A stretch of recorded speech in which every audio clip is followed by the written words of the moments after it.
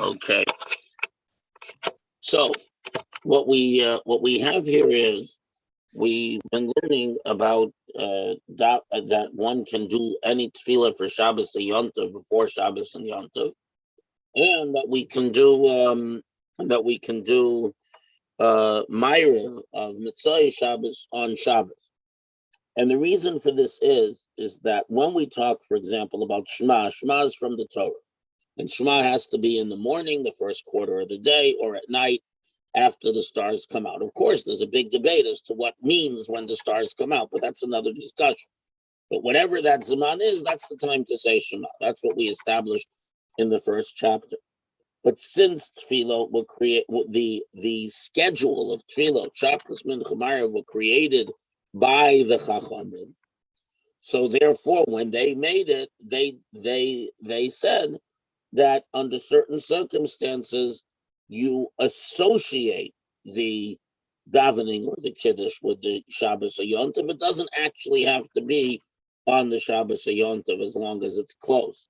And we say from Plaga Mincha, from an hour and a quarter solar hours before sunset, is already close enough that it's considered to be associated with the Shabbos or the Yom Tov or with the Mitzvah Shabbos. So from Plaga Mincha, when is Plaga Mincha? So this gets a little bit complex because the question is, we measure the day from the first light to the stars come out or from sunrise to sunset. For our purposes, since the Gra and the Alter Rebbe measure the day from sunrise to sunset, and that's what most people follow today, it's not clear what the Rambam did, so that's what we're going to go with.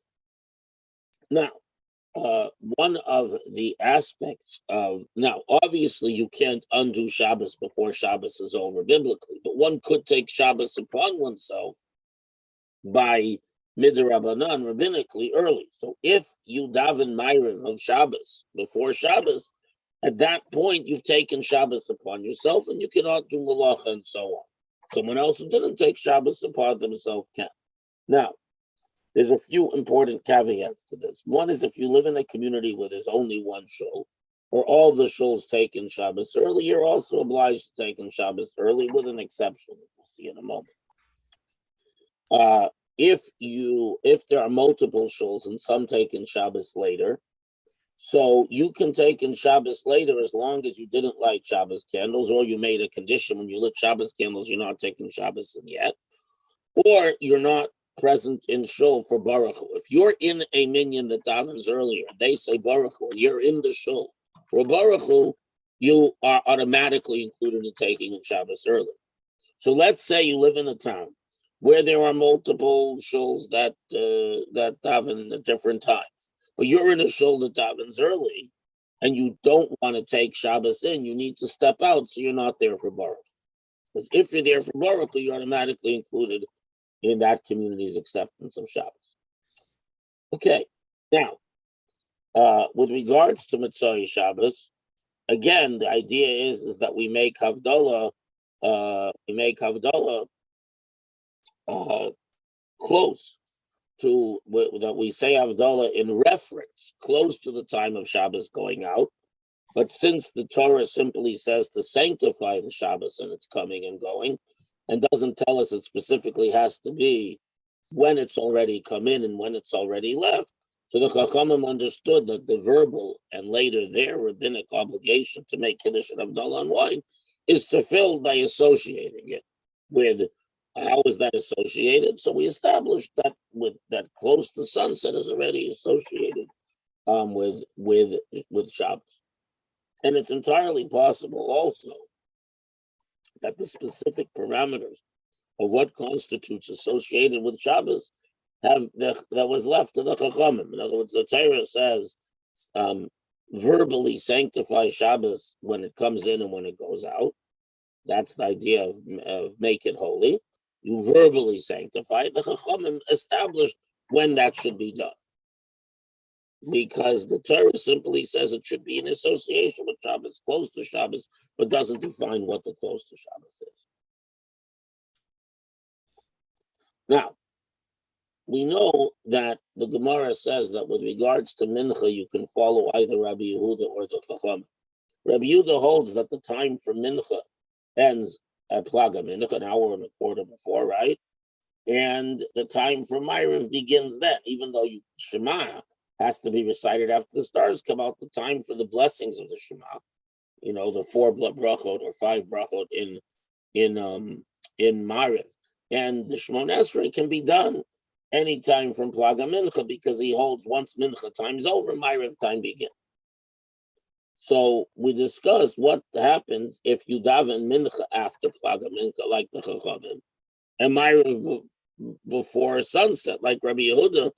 Normally, we don't allow you to take two contradictory positions in one context.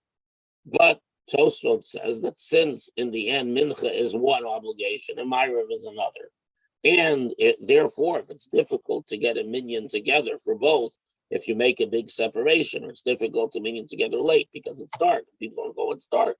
So then we say that it's not fundamentally contradictory. You can do Mincha like Rabbi Yehuda, and Mincha like the Chachamim, and Ma'ariv like Rabbi Yehuda, and indeed that's the practice, throughout much of the world, the Jewish world in the Northern Hemisphere in the summer. Now, the caveat I mentioned with regards to taking in Shabbos early relates to Rav Moshe. Rav Moshe Feinstein has a tshuva. There was someone who was living in one of these Catskill towns. There's only one minyan there, and the minyan goes in early. So he says that since they only take in Shabbos early in the summer, and they don't take in Shabbos early in the winter, when it would be taking in Shabbos early at 3 p.m. instead of 4, he says it's clear that it's only done for convenience, and therefore, since it's not a fundamental minhag to take in Shabbos early, you're not bound by that minhag if you have a pressing need. Not everyone agrees with Rav Moshe, but this is an answer that he gives to this particular problem. Any questions about what we've learned until now? I just wanted to do some clarification because we have a lot of time. Do you have any questions, Michael? Well, what would be a pressing need? What, I can't hear you. Rabbi, what's a pressing need? Just that he wants to take in Shabbos later, or he's got to go somewhere? Go ahead. No, I got to switch this, my sound input. Give me a second.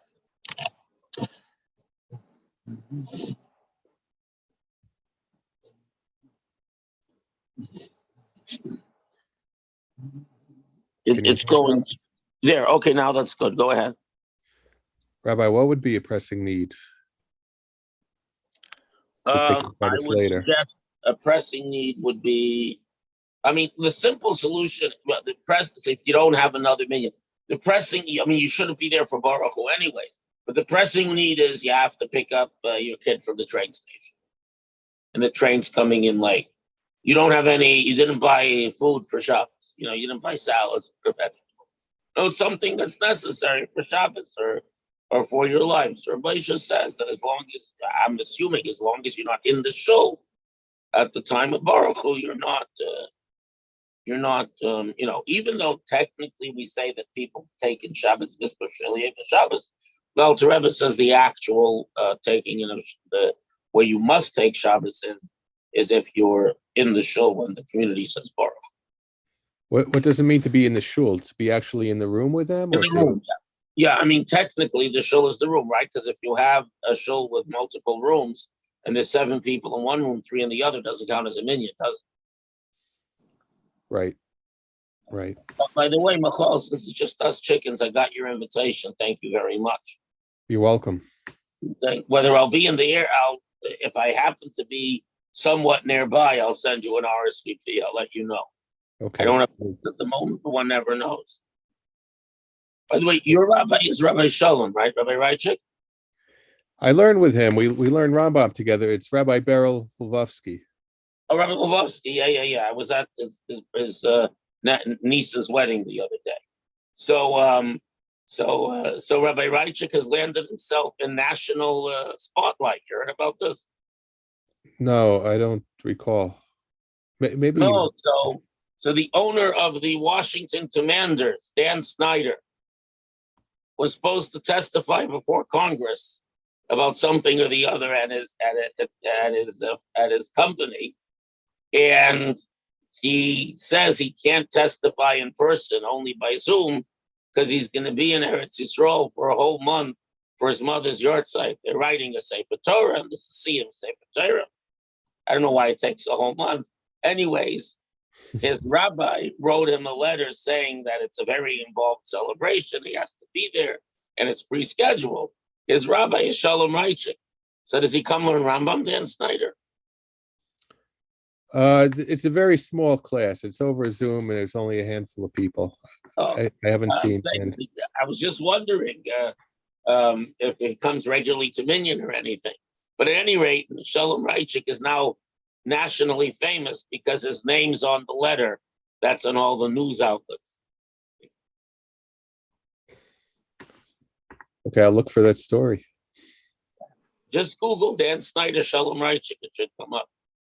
Anyway, so have a very good day. We will learn Friday, and you'll see from the shul email that you get that next week, because I have no idea where I'll be and what connective you'll be, we're taking a week off. You can, of course, learn on your own. Okay, thank you. Yeah, by the way, tell me, I'll tell you why. Tell me your Sunday morning schedule.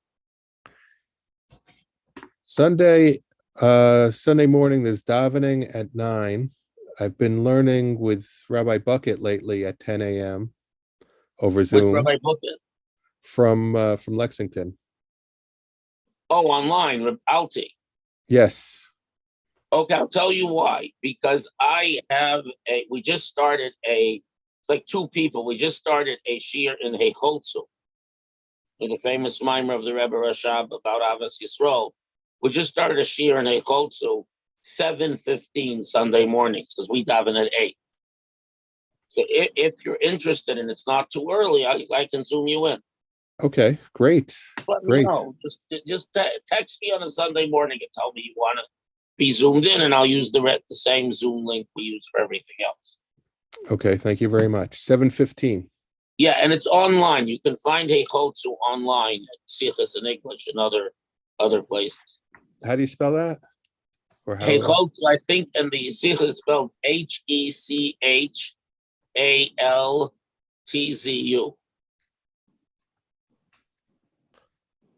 Thank you very much, Rabbi. Yeah, I know you like to learn Chassidus. So, Yes. The mile of the Zoom thing is, it's. Yeah, great. Okay, I'll have to get up early. Right, but we're not going to do it this Sunday, so we're going to start again in 2 weeks. Oh, in 2 weeks. Okay.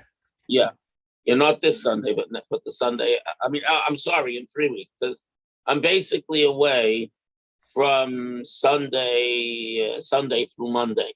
So in 3 weeks, Mitzvah Shem, which brings us to when is Tisha B'Av? I think it's just a week before Tisha B'Av. Okay. Oh, so hold on. So 1 second. Let me look at my calendar. So Today's Yud Gimel, yes. Let's see.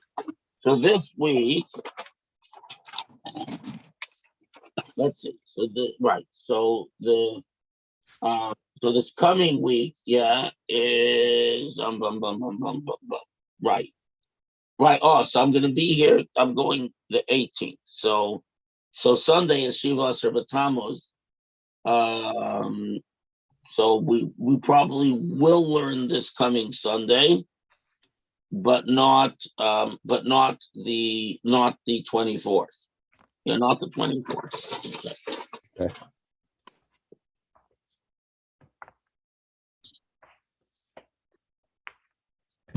Anyways, take care. Have a great day. You too, Rabbi. Thank you. Thank you very much.